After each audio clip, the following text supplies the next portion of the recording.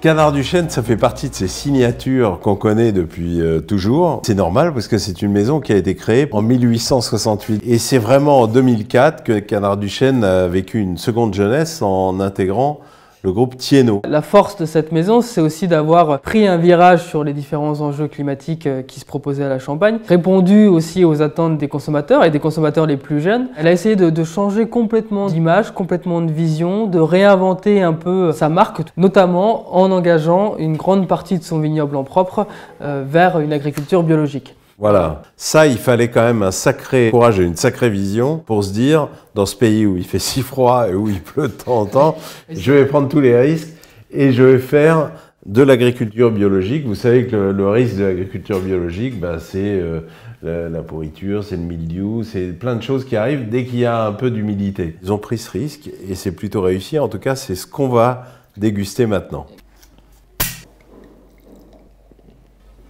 Alors cette cuvée P181, c'est un assemblage de plusieurs secteurs, essentiellement de la montagne de Reims, et c'est essentiellement du pinot noir, 100% bio. Cuvée avec beaucoup de fruits, de souplesse. Évidemment beaucoup de vivacité, de l'énergie, mais en même temps c'est un champagne facile à boire, qui est direct. C'est très apéritif, on comprend ce qu'on boit, on comprend pour quel usage on peut le réserver. Cuvée sérieuse, bien faite, qu'on recommande. Moi ce qui me fait très plaisir, c'est de voir que ces champagnes de grande consommation ont fait des progrès œnologiques et agronomiques. C'est un vrai vin d'apéritif.